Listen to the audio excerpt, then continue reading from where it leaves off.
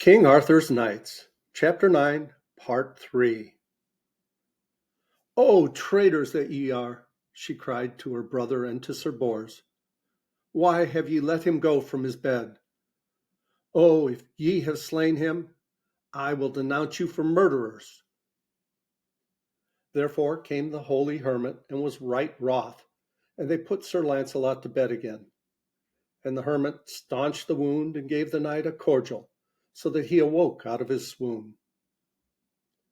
"Why have you put your life in jeopardy thus?" asked the hermit. "For that I weary of being here," said Sir Launcelot, "and I would ride forth again." "Ah, Sir Launcelot," said the hermit, "your heart and your courage will never be done till your last day. But now ye must do as I command, and stay till I say ye are hale again." Soon after this Sir Bors departed, and the hermit promised that if he came back in a month, Sir Launcelot would be ready to depart with him. Thus Sir Launcelot stayed in the hermitage, and ever did the fair maid Elaine labor with diligence day and night to heal and comfort him, and to keep the time from wearying him. And never was child meeker to her parent, nor wife kinder to her husband, nor mother sweeter and more tender to her children than Elaine was to Sir Launcelot. The knight sorrowed that this was so, and he ever bore himself courteous, but not familiar in speech, for it grieved him that he had no love in his heart for her, however deep might be her love for him.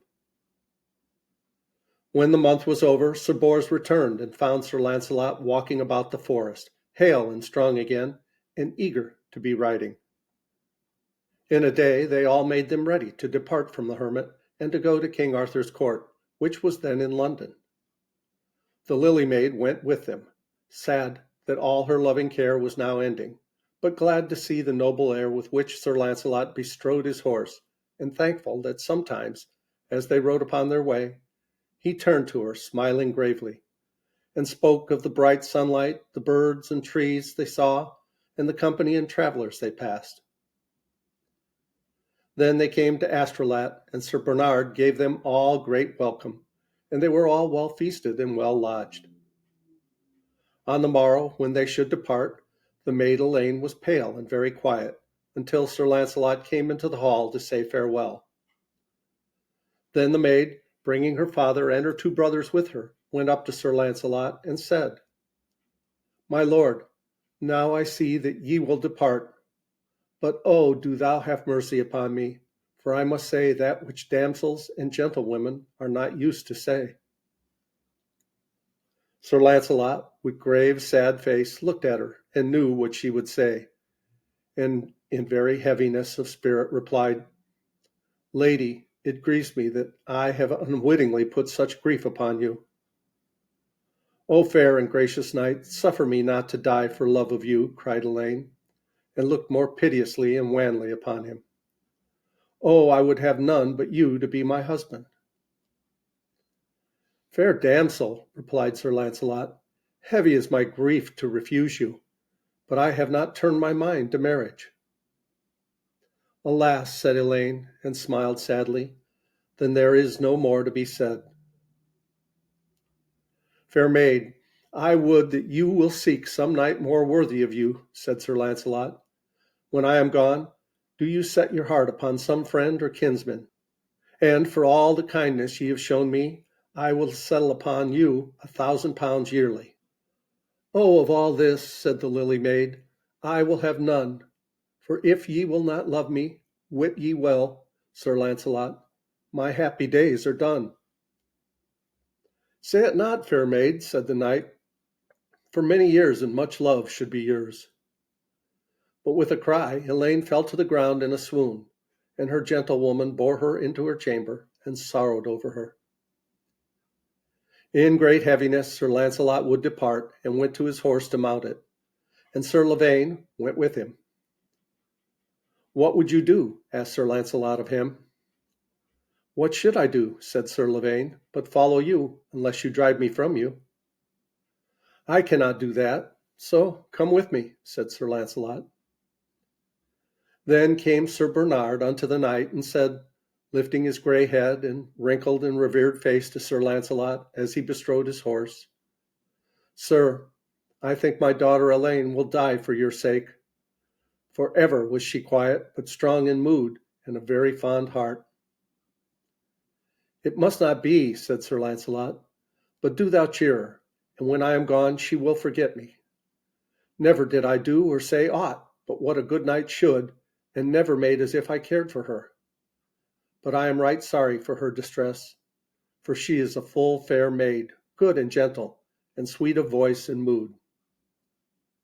"Father," said Sir Lavaine, "my sister Elaine doeth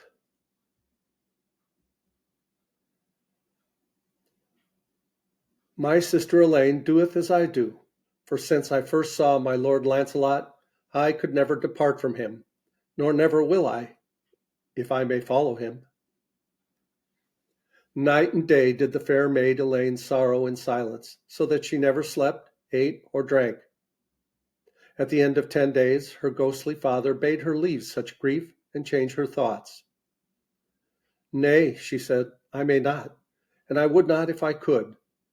And I do not sin to love the most peerless knight in all the world, the most gentle and courteous of men, and the greatest in all nobility. Therefore, as I know I may not live, do thou shrive me, good father, for I must needs pass out of this world." Then she confessed her sins, and was shriven. And anon she called her father and her brother, Sir Tiree, and begged that they would do as she desired as to her burial, and they promised. In a little while she died, and a letter was put into her cold hand, and she was placed in a fair bed, with all the richest clothes she had about her.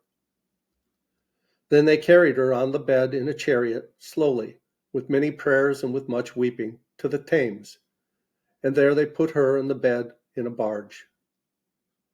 Over all the bed and the barge, except her fair face, was placed a cloak of black samite, and an old and faithful servant of the house stepped into the barge to guide it. They let it go from them with great grief, and the aged man steered it down the river toward London, where was the court of Arthur. It happened that as the king and his queen were looking from a window of the palace which looked upon the Thames, they saw the black barge and marveled what it might mean. The king made the barge to be held fast, and took the queen's hand, and with many knights went down to the water's edge.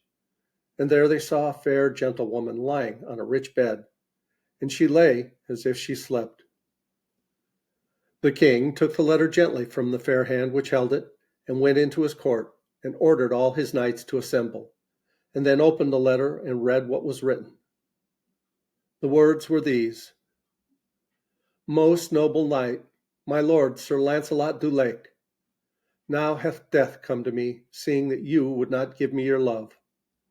Yet do thou do this little thing I ask, now that I am dead. For I ask thee to pray for my soul and to bury me, and think of me sometimes. Pray for my soul and think of me, as thou art a knight peerless and most gentle." Sir Launcelot heard it word by word, and went pale as ashes, so that men marveled to see his sorrow. When it was finished, he said, "My lord King Arthur, wit ye well that I am right heavy for the death of this fair damsel. God knoweth that I was never causer of her death by my will, as her brother Sir Lavaine here will avouch for me.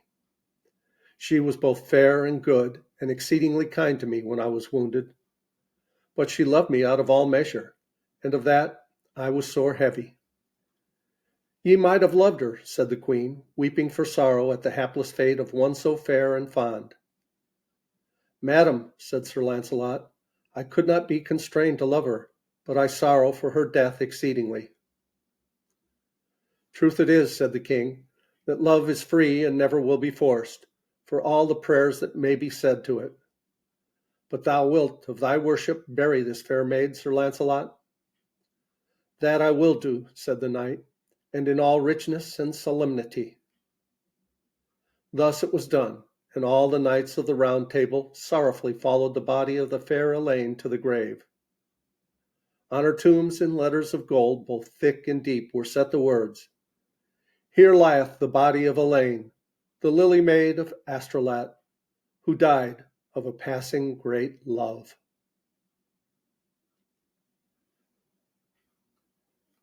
Well, thank you so much for watching and listening. Please like, subscribe, share these stories with a friend. I love you guys. And as Tigger says, ta-ta for now.